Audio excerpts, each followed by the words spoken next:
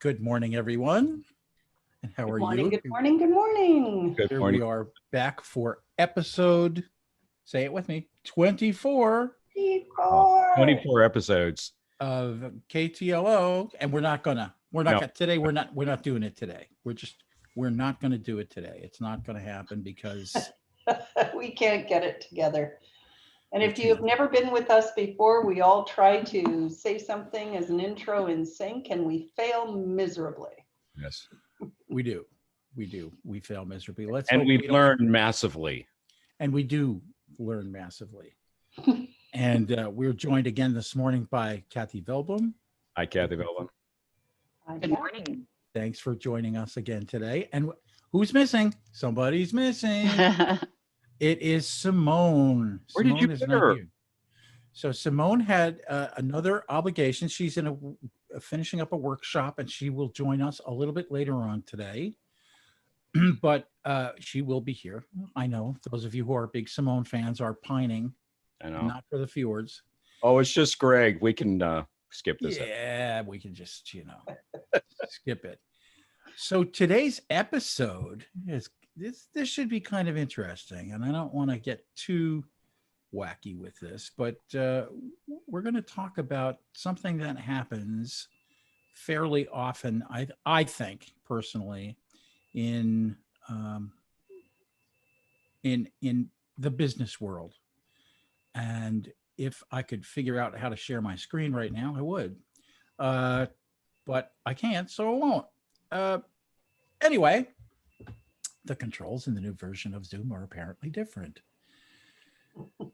This is live broadcast, folks. It's live broadcast, and Roy is incredibly lost as to how to share his screen in this particular situation. So there we go. We got it. So first of all, we're going to say, this is what you're looking at. It's KTLO, Keeping the Learning On, episode 24. And we're calling it season 2. And we did 20 episodes, and we call that, that's season 1, season 2. We're just keeping going. It's not really seasons. But normal people take a small break between their seasons, not us. Not us. Forge ahead. Yeah, actually, we've done these all in sequence. We've been recording on Zoom now for a month straight, 24 hours a day. Yes. Not. It looks like I've been on Zoom 24 hours a day. Yes. But, and we feel like this. We talked a little bit about this last time, how time has changed in 2020. Everything seems to be different. And the best description I've heard yesterday was, what day is today? I can't remember. It was Blur's Day. But yeah. Blur's Day. So today's episode, we're calling Don't Be InvisiBoss. And I'm going to start off with a story. I am the designated interviewer today, by the way. And I will be asking the questions or following up with people, and they'll be saying whatever it is they're going to say. So who are they? Who are they? Patty Blackstaff, balancing technology with humanity. Balance. Greg Sanker, senior IT leader, who is looking for empowering excellence. And Simone, who will be joining us later, is humanizing IT. And Patty is in Alberta, Canada. Greg is in Oregon. Simone is in the southwest of France. And I'm in South Carolina, so I should sound it. And I am standing at the intersection of customer experience and emerging technology. So things like AI and stuff like that, kind of in my wheelhouse, as the saying goes. Oh my goodness, Roy said corporate jargon. No, what happened? Save me. Really? So, but that's pretty much all we're going to say. And this is how you can get a hold of us in terms of, showing slides and stuff. If you're just joining us for the first time, this is a discussion. We have a kind of a round table. We pick a topic at some point during the week, and then we decide who's going to be the interviewer, and we ask each other questions, and we try to share knowledge. And folks are welcome to join us. Thank you again, Kathy, for joining us today on the live stream, and we're happy to see you. So let's start off with a story, and I'm going to do my best Dylan Thomas here. A story, if you can call it a story. It has no real beginning and no end, and there's very little in the middle. This is a story about an InvisiBoss. And this happened to me personally. This is a true story. I had a standing meeting with my then boss, and time would come for the meeting. And I think it might have actually been on Friday morning. So this is an appropriate time to tell the story, I guess. And I would go to the office where my boss worked, and it would be closed and dark, and there would be nobody there. And I would stand across the hall from the office, and I would wait, and I would wait, and I would wait. And colleagues would pass me by in the hallway and say, "Hey, how are you?" "Oh, you're wait." "Yeah, I'm waiting." "Yeah, yes." So a little embarrassing every time somebody went by. I'd be like, "Yeah, I'm out here in the hallway, kind of scuffing my shoes like a kid in a sandbox." And eventually, I would give up. Maybe after 25 minutes, or sometimes I'd push it, because at some point I decided I was going to dig my heels in, right? That's just how we got it. I'm not going anywhere. But I would wait and wait and wait. And I would walk back to my office, and I would send an email to the boss and say, "Hey, I'm here if you want to talk." And sometimes I'd get an email back that would say, "Sure, I'll come right over." And sometimes it would be, "Well, why don't we just push it to next week?" And then the next week, the same thing would happen. I'd go wait outside the office for 25 minutes and walk away. And so that is an InvisiBoss in my mind. That's somebody who's just not there when you need them. And Patty, for some reason, you're staying on the screen. It's all about you today, and you're painting. See, that's your painting. Isn't that cool? So the reason that the InvisiBoss idea might have some twists to it, of course, now, is that most people, or many, many people, are virtual. They're not sitting in the same office. There's no walking down the hallway to go to the meeting. There's fire up Microsoft Teams, or fire up the Zoom, or whatever video conferencing system you have, and try to keep in touch that way. And it's a different world. But at the same time, some of the premises about being a leader or being a boss are the same. And so, Patty, since you're on screen, we're going to start with you. See, this is how your Friday is. Oh, this is great. I just love that the camera's always on me. Oh my gosh. Well, So let me put it this way. We love that the camera's always on you. Yes. That much well, is- I like your story. I have a similar one of a VP that it took about 3 months for me to even get a meeting, because every single week it was bumped away. But I also have a story of being present physically and being an InvisiBoss. So I once reported to somebody whose desk faced the window or the corner, and every time I went to his office, he would hear the knock or hear me standing there, and he'd keep on typing, what? And never ever turned to engage, never made an effort whatsoever to try and make eye contact, didn't respond with a yes or a no. He just like, what? He was never present. He had an agenda he needed to discern. And then if it was up to his agenda, then we'd meet. And so there's lots of different ways that a boss might be an InvisiBoss, right? Is there a school where bosses go to learn that? What do you need? Is that a thing that they teach? Where does that come from? You know what I think? I think that the pressure on leaders when you hit this leadership role, the pressure on leaders to perform is so great that they narrow in on, they forget where they were before they got there. And then they narrow in on, oh my God, I have to look like I'm actually know what I'm doing, and then I'm actually getting things done. I think the performance pressure is quite great. Patty, I told you that story in confidence. You're not supposed to share that. Oh, is that about you? So there's something about, and we've touched on it in earlier episodes, where we talk about when you're on the team and then you become the leader of the team, and what a difficult transition that can be. And interesting that's one of the reactions, I think, is the boss gets very bossy. and starts acting like, hey, I'm the dude. So, Greg, what do you think about that? And how have you in your career tried to project being in a position of authority, which you may or may not have been used to at the time, but at the same time trying to stay focused on your peeps? You open the door. Yeah, I know. I asked for this. I might have asked that. Two stories. My very first management job, I was a member of a great team of people, right? And so Friday when the requisition closed, the boss comes over and hits me with his elbow and says, so you applying for the job or not? And I said, well, yeah. He goes, apply for the job, right? So we interview. I get the job. I show up on Monday in my same cubicle. I've got my managerial coffee mug and I sit down and like, I'm the manager. And I'm going to change some names here, but Dan walks by my desk, good friend of mine, still is to this day.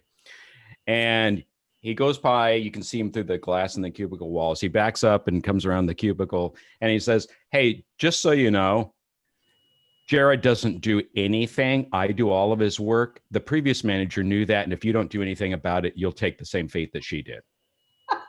Like, good morning. Welcome to management, right? And so, there is this difference of altitude when you take on a leadership role. And it's particularly challenging when you were one of the team and now you're the manager, because you get to get included in those conversations that make a difference to people. Now I forget what I changed his name to, but that individual, it was very frustrating to him. Dan was very frustrated because it impacted him. He basically was doing two jobs, and it was very frustrating to him. And he wanted me to know, like, basically, you're my friend, but this is a problem, and if you don't do something about it, right? So that's a real challenge. The other thing is when I stepped into the CIO role, that's the biggest altitude jump that I've ever made, from operations manager to CIO, just a small little jump in the organization. It was massive. And there, the expectations were basically, we're in meetings all day long. And during the meeting, there's Greg, I need to talk with you and you about these strategic, blah, blah, executive, blah, blah, blah. And it's like, I have a one-on-one right now with somebody. So I have a Roy sitting outside my office waiting for me to show up or not show up. And I've got the big boss and the big boss saying, all right, let's get this taken care of right now. And it's a challenge, right? And so you don't get to come back to your office and go, hey, sorry, I was busy doing executive stuff. So you understand that you're not all that important. It sends a tremendously bad message. It is a tremendously bad message because, as you know, if you take care of your people take care of you. And you don't take care of them by being in some executive boardroom and spending all your time over there. And yet you have to do the business. It is a massive challenge for would-be leaders. So, yeah, Greg, and I think you touched on some of the things that used to go through my head when I was standing outside waiting for the boss to show up, which is, well, I know where I stand on the ladder of priority, and I'm at the bottom. The message is very clear, even if it was unintentional. The message is profoundly clear. And I will tell a story later if we have time from my musical career that illustrates what I mean by the ladder of priority. Coming back to you, Patty, how does a boss know when they're being present? How do they sense that? Obviously, you have to, if you're going to make the effort to be present to people, you have to know some of the characteristics of that, and you have to be able to kind of interpret feedback and so forth. But how do you know? So let's talk a little bit about what it means not to be present. So not to be present means not in the moment, right? So presence in leadership is being in front of, engaged. When you're holding your own agenda or agenda that's secret to the team, you're not present. When you're focusing only on action as you see it rolling out. So but I need this done Tuesday, and here's how you're going to do that. If you're the fixer, if you're constantly jumping in and find that you feel like you have to fix it because they're not doing it your way, or if you're avoiding discomfort. So those really, really tough conversations. Anytime you're avoiding discomfort, you're not present. If you, like your boss, have to identify hierarchy as the humans of importance in an organization, that definitely sends a message that you are not present, nor will you be in the future. And then when you can't trust the people to do the job, so you're constantly micromanaging and you're delegating leadership to others. So those are a couple of signs that where if you can't trust your team, it's because maybe you haven't been present enough to tell them what done looks like, what to expect, and how to make the picture of this is what success looks like. Help me understand how you're going to get us there. Just for contrast, I'm going to talk about another boss that I had that kind of illustrates that being present. And it was a gentleman who's quite well known in his field. Oh, heck, I'll tell you who it was. It was Rush Kidder. He was a senior editor at the Christian Science Monitor, covering a lot of different business stories. And he got particularly intrigued by ethics stories. And so he studied ethics. He was a professor of English Lit before he went to work for the Christian Science Monitor, and a well-known expert on Emily Dickinson. A very interesting guy. But then he founded this Institute for Global Ethics, and that's where I worked. It was my first IT job, and I completely modernized that organization. But my office was kind of out in the open space, right outside my direct boss's office, and every once in a while, I would just look up from whatever it was I was doing. I was running databases and doing all kinds of stuff there. And Rush would be sitting in the chair next to my desk. I didn't even hear him coming. He'd just sit there and he would just say, hello, don't mean to interrupt. What do you think about? And I thought, well, here's somebody who, from his very busy international travel schedule, going around and talking to groups all over the world, writing books, running this institution, would take the time to sit down for a couple of minutes and care what I thought. And just an amazing, amazing gentleman in all respects. But that's the kind of presence that I tend to feel. It's when somebody is interested in what's going on. I think it's, and Greg, you know this from playing music as well. When you're in a group, when somebody's present, they're going to key off something you do. If there's, for example, a jazz or rock band that's doing some improvisation, you play something, somebody else feeds off that and continues it. Talk about what that feels like to you. Well, it is a really incredibly good point. I mean, there's a lot of what I call bedroom guitar players. They sit on their bed and they play their guitar. They might play along with a song or whatnot, and it's actually training. There's a point here, Patty. Bear with me. They're training themselves to do the wrong things. Musicality is about being present. Musicality is about organically connecting with a group of individuals to produce a product on the fly. And so you can tell how somebody's feeling by what they're playing or how they're attacking it. And if you're not paying attention to what's going on. And so my musical ability skyrocketed when I basically did what we tell every guitarist to do, is like, could you just shut up for a minute and figure out what's happening here? And so you start playing less and you start playing less and you listen more and you get immersed in what's going on, and your musicality skyrockets because you're now connecting with those there. And that's kind of a metaphor, an analogy that carries over into the business world, is if as a boss, your only MO is to tell people, all right, this is what I want, I need to report, as opposed to listen. What's happening here? What are the challenges? What are the concerns? One of my favorite things to do is to go sit in the service desk, just sit amongst the people that are dealing with issues and listen to how they interact with people who are having troubles or challenges within the organization. And when you start hearing the same question being asked, 6 or 8 times in the course of a day, that causes me to ask inquisitive questions like, what do you think we could do about that? And I've asked that question before, and I'm going to share, because I'm not telling you what service desk actually did this, but this was in a rather small office. And one of the service desk agents' answer was, I know exactly what needs to be done about it, but he points over the cubicle wall, they won't listen to us. I said, really? I said, let's go talk. And I took him, and we went over and then we talked about it and we fixed it.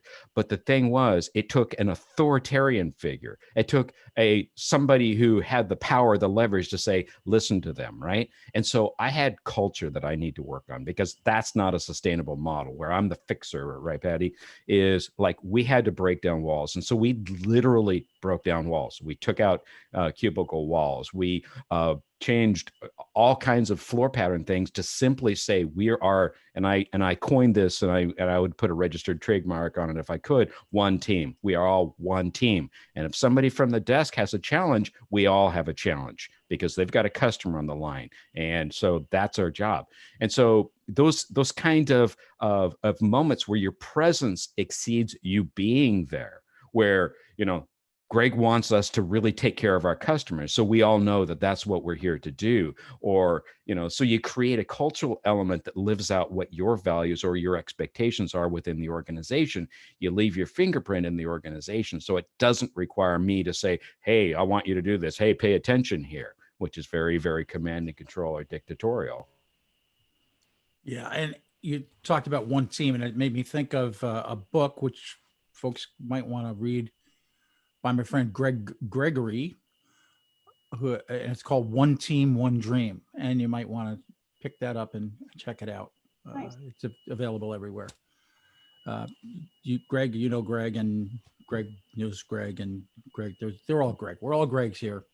And Patty, Greg as well. So Kathy, Yes. do you have experiences in what we're talking about? Have you ever had an InvisiBoss? Yes. First of all, Patty, your InvisiBoss, or the one that has back turned, didn't have a very feng shui office setup, obviously. Oh, let me come back to that. You know what, Kathy, I love that point, because that actually is what changed how I set up every single Yes. office I've ever been in Yes. since. Yep. Yes. And your energy projecting outward, come see me. I am present. Yes, I have had an InvisiBoss. Left his lights on. There were days I think he came in to turn his lights on, and then he'd leave them on overnight. Anyway, yeah, that is tough. That is really tough. And I've had the reverse, where I've had an incredible boss. And fortunately or unfortunately, I had him when I was a little bit younger. So great that I had someone like that helped me grow, which I think is an important responsibility that we take on as leaders. Unfortunately, as I compared every other boss I had to this man, who's one of the top entrepreneurs in Minneapolis, St. Paul area, he taught me what it meant to be a leader. And since that time, I think I grew into my own leadership style. When I was a young leader, I was so focused on impressing the people above me. And I'm sure my team felt it.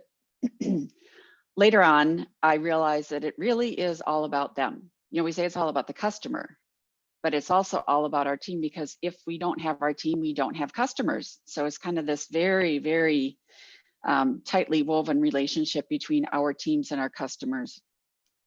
When we were physically in the office, absolutely, I am present. And I am present doesn't mean that, we ask them to be present. We ask them to show up. It means that I'm out there in the cubicles, just asking questions. Hey, who are you working on?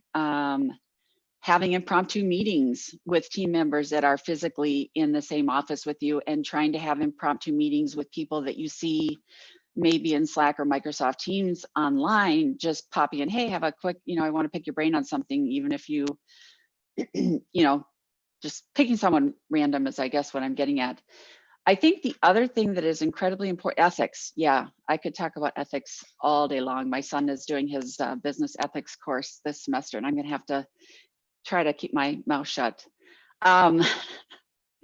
But the other thing I want to say as leaders is creating that safe environment. That safe environment where the team knows that we are all one. And I have a philosophy, it's called row the boat, and it's about, a crew rowing the boat, that if one person stops rowing, what happens to the rest of the team? So trying to build that whole, we are accountable to each other, not to Kathy. We're accountable to each other, and we're in this together. So, making a safe space, leading by action, being there. I'm sure you guys have all, well, maybe not Patty, but had to be available after hours for critical issues. I never wanted an employee to have to question whether they could call me after hours. I had a boss once, I called her on Christmas Eve and she said, and this is back when bosses were getting paid to be on call. She said, "Don't bother me, I'm celebrating Christmas right now." And I was newer and I had a system down, and boy, that stuck with me. And I never wanted anyone else to have that feeling. So I think a lot of the things that I felt that I never wanted to have that feeling again. Yes, Greg, I'm going on too long. I could talk all day. Oh, no, no, I'm no. done. I know what you said. It's fantastic. It's like, this is exactly it. And I was just thinking, I was really, really blessed with some really fantastic. I would hold them up there with the top of the industry very early in my career. And part of, for me, when I sat down in the manager's chair, I felt a sense of obligation to be like them, to be that kind of a manager, because it was so impactful to me. And more recently, my leadership or my management style has really taken an introspective improvement because of, how do you say tactfully, the opposite behaviors or personalities within leaders that are not helpful to me or my team or success in the organization. And it's like, okay, so learn the lesson. Don't be like that, right? Thanks, Kathy. Great stuff. Really good insight into your background. And I suspect that those of us who have gone through the joy of having an InvisiBoss, or the joy of having a leader who wasn't there, I've also learned from the negative side of it. And for myself, I don't know how anybody else is, but I've learned so much from what not to do. Right? You see that behavior and you say, "Well, boy, I'm never going to do that to anybody because this is how it feels." But now we're in a different time. We're separated by this pandemic, and organizations have made behavior to send people home, or we're forced to send people home by governmental decisions. And now a lot of organizations are saying you don't have to come back to the office until next year, or a lot of big companies, not at all. We have no plans to bring people back, which kind of changes everything, right? Management by walking around. How do you walk around when everybody's virtual and scattered over a huge territory, or perhaps distributed over parts of the globe? So what are some ways that you can be present without being present? And we have these great video tools and so forth, but how do you project the empathy and the concern and the interest that you have? What are the skills that maybe people have to learn in leadership roles that have changed because we're in the virtual world now? And Patty, I'm going to put you on the spot of that one. I think it's important that you acknowledged where we're at right now. I think we have to acknowledge that there are outside forces that are putting pressure on everyone at work, and there are internal pressures because of family and location and home and Wi-Fi and a number of other things that bubble up and work on our ability to lead well, because we're trying to hold a space for things to get done as leaders, and our workers are trying to hold a space for trying to get things done and figure out how to collaborate. I think that the one thing we have to understand is regulating the triggers or habitual habits, or habits in how we lead. We have to really think about what those are, and remaining calm. One of the things we're finding with online is that it's, and I've said this in earlier episodes, is that it kind of rips the underbelly of what was wrong with the team in the first place. And it's growing and getting bigger because we don't have the connection to support each other through it as a team. And learning to listen in a different way. It's really hard when you're missing the physical cues, or what's hidden outside the screen, or what you're not noticing about the eye rolls and the interaction with the team. A couple of things about being present is listening with a focus on others. And listening with a focus on others, that means being in the moment and not being the one doing all the talking. The leader that steps into a Zoom call and manages the meeting and holds the agenda and takes care of everything and says, we gotta get this done and here's our deadline, and well, it was nice talking to you all. How are you? You know, and just takes it on. You've got to give a little more space for the team to talk to you and just sit back and be quiet. Being calm, unrushed. Really important as a leader to make sure that there's at least 30 minutes between meetings so that people can regroup. You know, I was on one event not long ago, and I couldn't pee. You know, I had no time in the day to get up and actually go pee. There are some changes in back-to-back Zoom calls where you think you're being efficient, where you're not actually considering humans in that equation. And shaping a change, not forcing it, right? There's a lot of questions we need to begin asking our teams to help get them to where they are. I think if you take it to the in-person ones where you've been in a meeting where the boss zooms in and everybody shuts up and he does all the talking, and all of a sudden he leaves and everybody just looks at each other, and then you've got to have the meeting after the meeting to figure out how to meet his expectation when it's humanly impossible, you're going to get more of that on Zoom, right? So and I would add to that, Patty, that the first 10 minutes of the after the boss leaves, it's discussing, analyzing, and debating what exactly it is that he actually said or really wants. Can you believe what came out of his mouth or her mouth, right? Like Sure. there is this need to do that. And we're not getting that on Zoom. We're getting people walking away and going, oh my God, I have no idea what that was. So there's really recognizing as a boss or as a leader that everybody in the room has a different world view, that they're interpreting the world around them differently than you. And because you're not in the same room, you have to acknowledge that might be happening, and then sit back and be able to have an open enough, safe enough space for people to be able to verbalize. Well, Simone is joining us. She is there. She is. How are things in the southwest of France today, Simone? Oh, the southwest of France is doing very nicely. Thank you very much. Ah, there you go. I really need to start putting Baileys in my coffee or something. You do. I'm feeling left out, Simone. Thank you for joining. And Patty was just talking about not having space between Zoom calls. So you just came out of a workshop. Yes.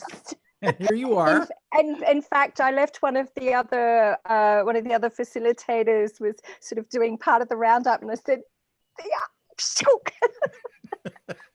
So it was like what we were saying the other week, you know, exit stage left. Stage left even. Stage left even. That's what I did. There you go.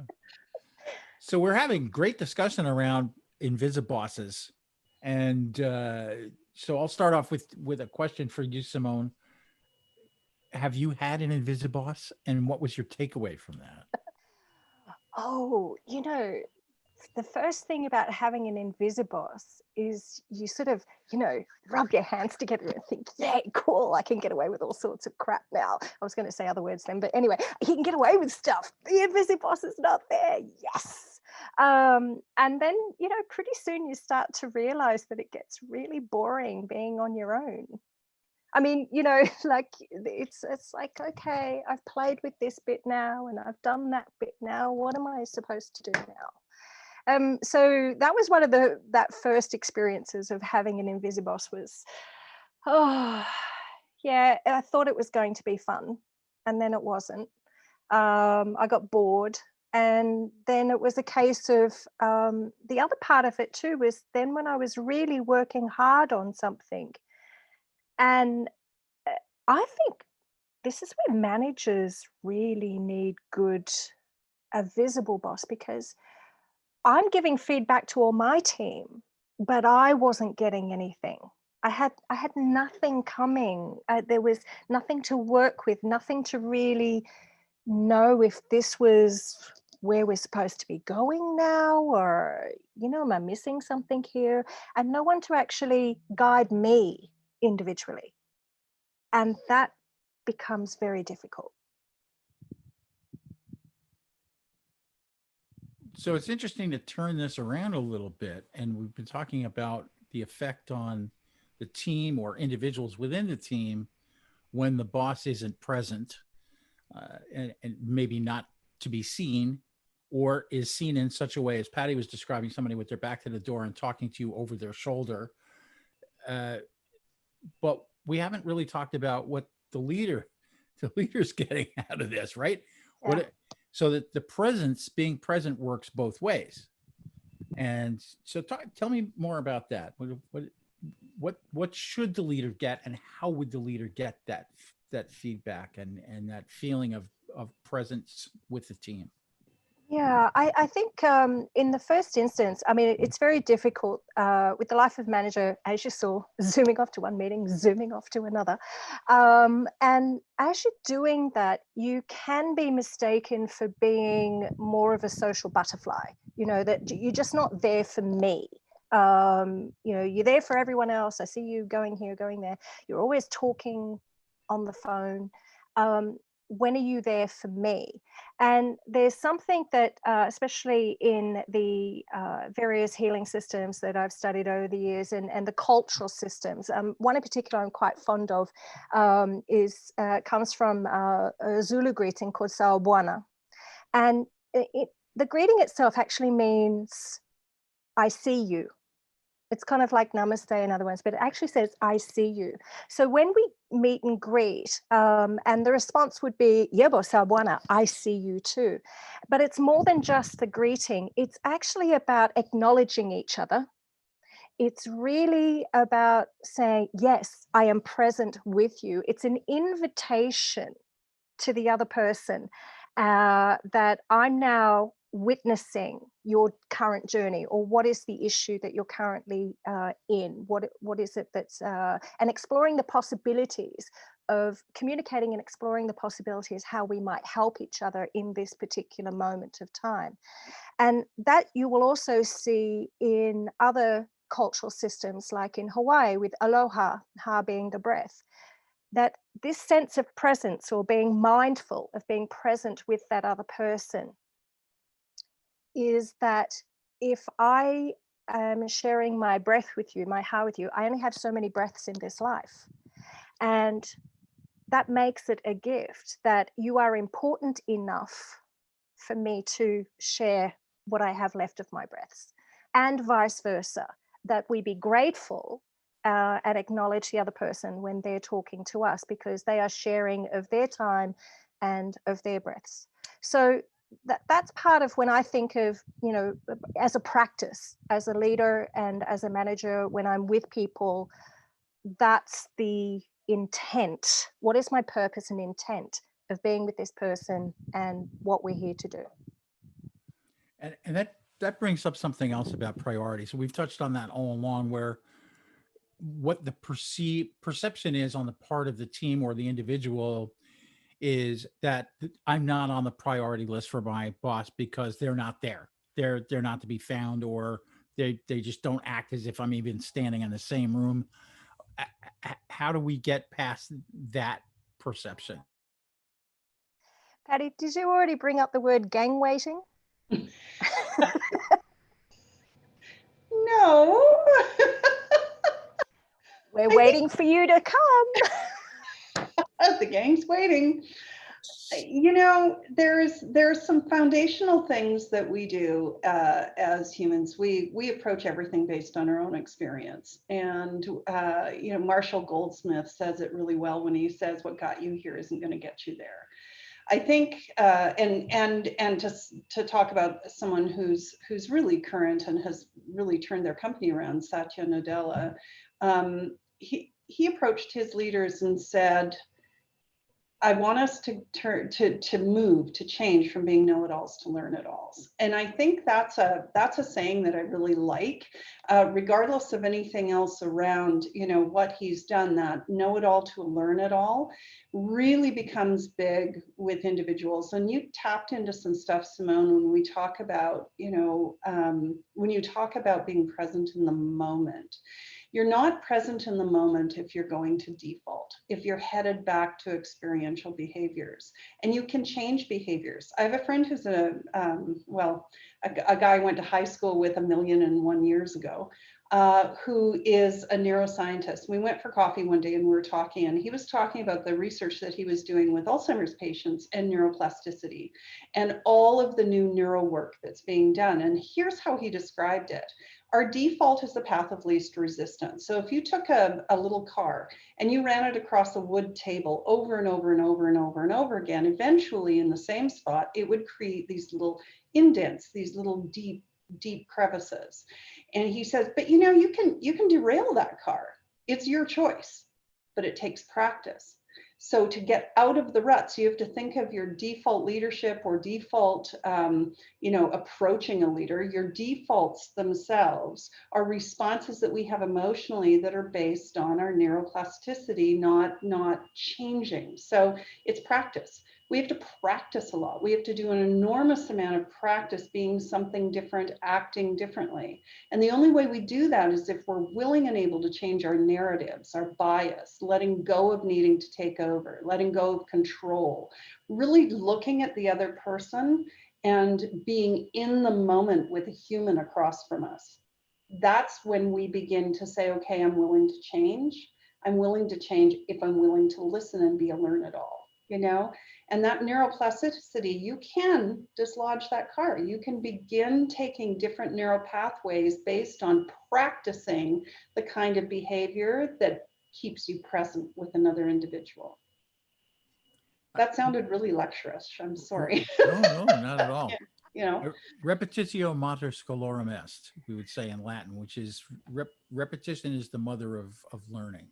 yeah, when I was working in the school system, it says that it takes 40 iterations for a typical healthy brain to commit to habit.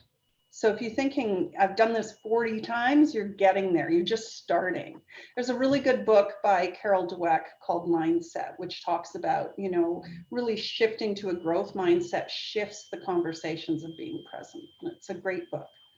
I think, as you said, Patty, the listening bit, we don't know what behaviors we necessarily, I mean, we need self-awareness, good emotional intelligence. We'll start with the self, right? But in the first place, just understanding if your behaviors are actually worth it or not with the people that you're with. You know, how do you know if your team actually knows you and that you know them? And part of it is, I think, listening to the sort of comments that they make. It's off the cuff stuff. You know, would they say that you're consistent and authentic? Or might they say, yeah, I see my boss regularly. Or I know my boss's voice. Or I know their facial expressions. You know, do I recognize my boss's style even in an email or a chat? You know, or could they answer the question, my boss's favorite phrases are?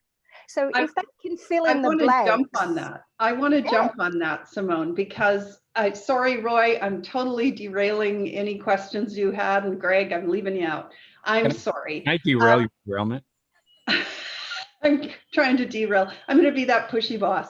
But I'm going to jump on something, because if you're a boss who never gets feedback, that's a sign.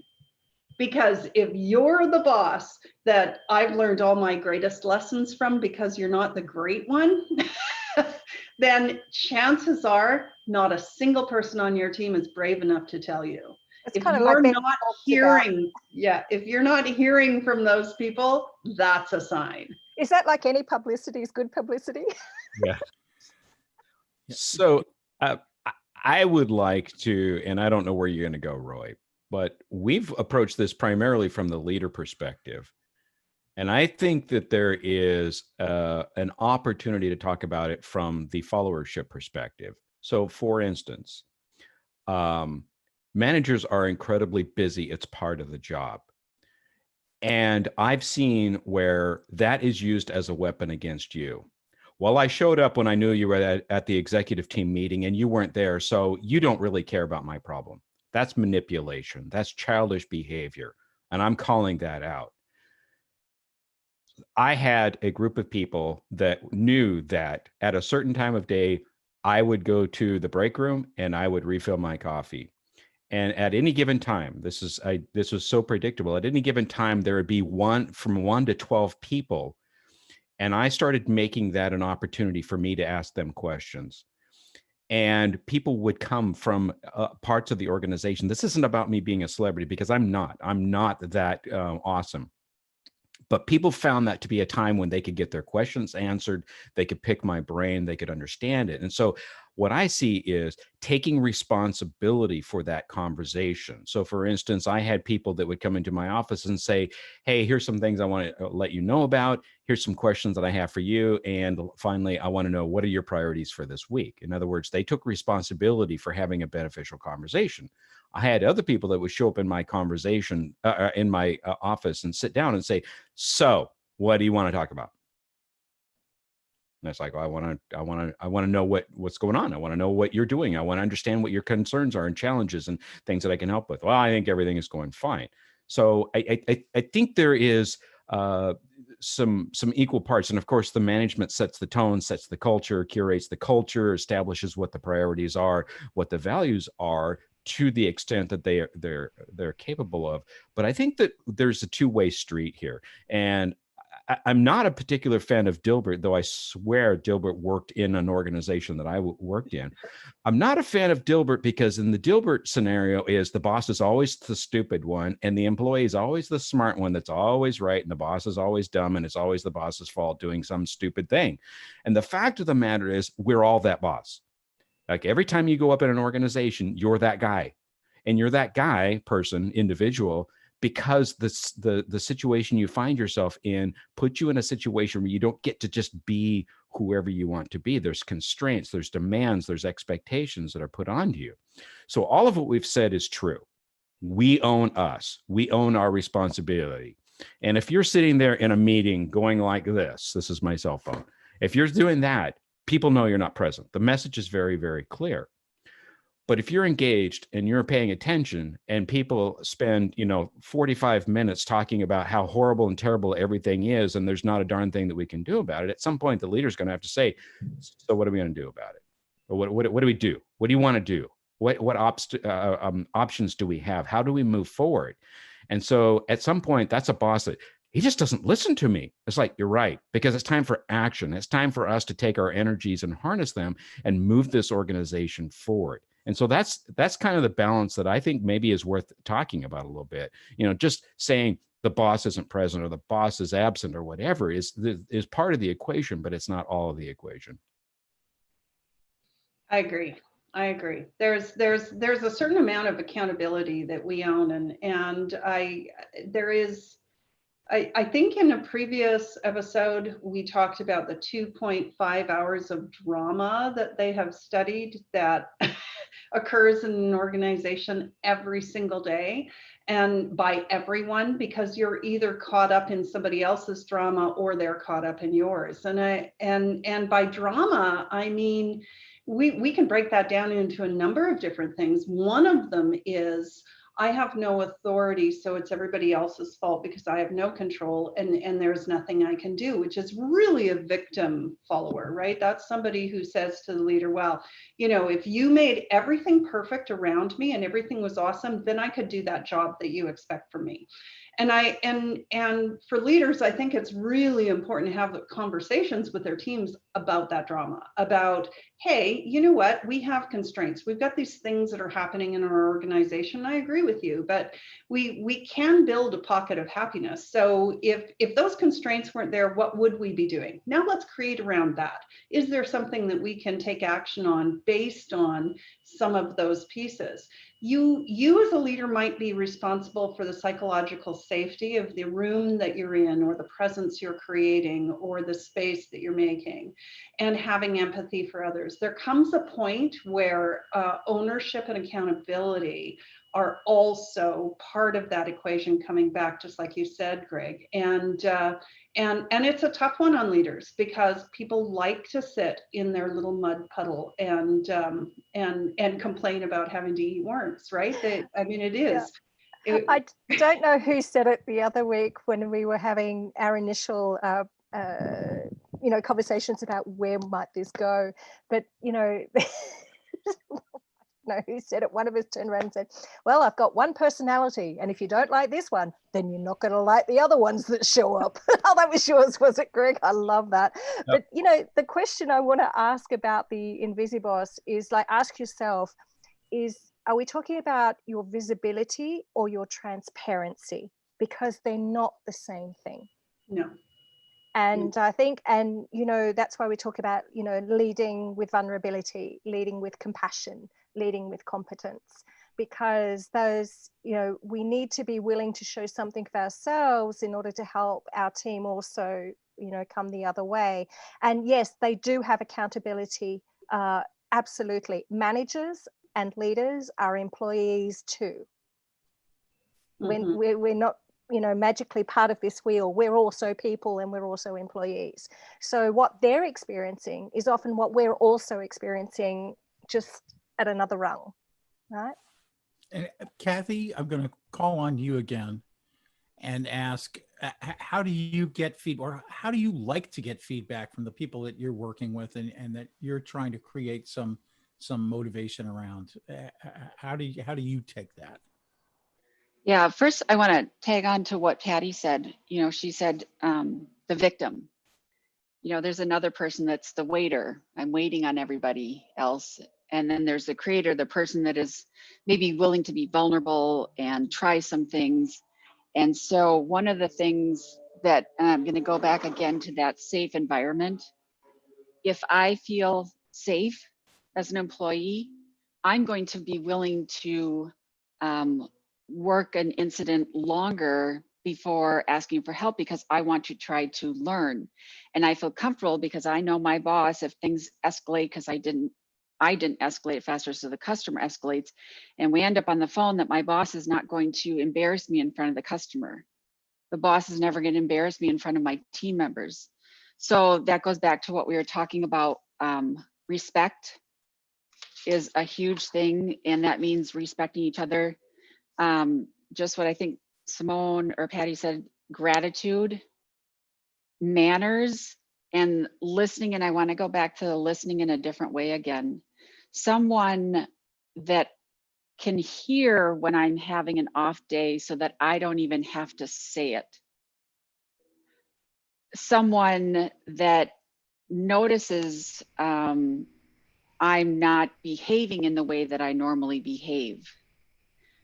Someone that has empathy to understand my situation and me, and I love the namaste, that has the empathy to give me that space if I need space. So for me, the way I've done it is there's so much that goes through that emotional intelligence channel into setting up that safe environment. And then honestly, it's about showing them what you can do as a leader. I've also done really wacky things when I'm with the team that I'm in person with. I've been known to take my phone, put music on, and, go up and down the cubicle rows and get people going. But that go back to the row of the boat. Hey guys, we're all in this together. We rise together to success, or we fall together. And if we fall together, we dust ourselves off together. We make sure everybody's okay after we fall, and we move forward. I like that. Yeah. I totally like that. I absolutely like that.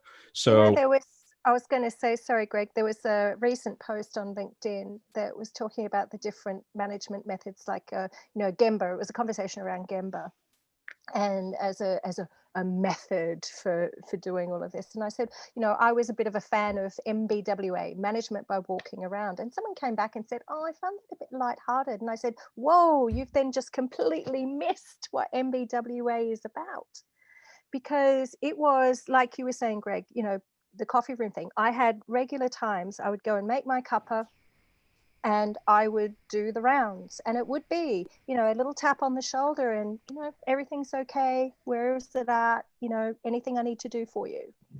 And that would happen at least 3 times in the day, because there's differing shifts and stuff. As a minimum, that was part of the pattern. And that was, I think, you know, when we think about what are the different methods we do that, Kathy, you just described that perfectly. That's just grabbing whatever it is at the time, and whatever the culture and the mood and whatever the vibe is that you're trying to, that's a very big word in Australia, what's the vibe? You know, what's the vibe that you're trying to, you know, initiate or maintain? And so I think the whole management by walking around isn't just about visibility. This truly is about that transparency of what's going on for either party, and how can we help each other right now. So everybody keeps using this word transparency, and I just don't see it. Ooh. Oh, Ba-dum-bum. That was I had to get one in today. Come on, look who you're talking to here. You know, Roy, I worked for a company, and when I first started there were 450 people there, and the CEO would arrive at work at the office at around 9. You knew he was up working at 6, but he would get into the office around 9. And every time he arrived, every single day, without failure, he took one of the 4 floors that we were on, and he would pick a different person each day on those floors to say, hey, how are you? He would remember their name. He would remember their family members. He would remember what their kids were doing. He made a point every single day of letting you know that you were important there and you were safe there and you could tell him anything. And he literally was a CEO that me, as a young systems technologist, could just walk into his door, knock on the door, and his secretary would say, he's got 10 minutes at 2. And I'd say, okay. I'd come back and he'd give me all of those 10 minutes. That's being present. That's someone who really wanted to hear at every level of the organization where they were at. That was a safe space to be. And I've always been a big fan of management by walking around. And I'll tell you good and bad sides of that. In my case, one of the things I used to do is every morning I would come in and I would make the rounds, not only of my teams, but also everybody else in the whole department. As far as I could get in a day, I would do that. Just, hey, what's going on? What do I need to know today? What's happening? What's shaking? What about this? What about that? Any news on this project that's stalled? What's going on? And then sometimes in the afternoon, late in the day, I would go around, and I knew who liked milk chocolate and I knew who liked dark chocolate. And I would go around and leave, you know, little tidbits of chocolate on people's desks if they weren't there, or I'd give them the chocolate if they were. And one of the things that happened was that I got called on the carpet for doing this, and accused of micromanaging, which was very interesting. I was like, I'm not managing anything. I'm just checking in to see how people are doing, but fine. Well, I'm going to leave you with a bit of levity today. At least a couple of times we had heard the word namaste. And I'm going to give you a South Carolina interpretation of that word. South Carolina. So are y'all evacuating because of the hurricane that's coming? Namaste. That's how we talk here. Sorry. Just a little dialect. that's terrible, Roy. I know it is terrible, and it's a wonderful concept. The whole concept of gratefulness and engagement. It's a wonderful concept. So thank you for being with us for yet another episode of KTLO, keeping the learning on. We're not saying it, Greg. We're not. I saw you start. You were thinking. We're not saying it today. Simone, thanks for jumping in after your workshop. Thank you. Patty, thank you as always. And Kathy, thank you so much for coming and chiming in today. It was great. Thank you. Awesome. Thank you. All right. And we'll see everybody soon. Next time on Keeping the Learning On.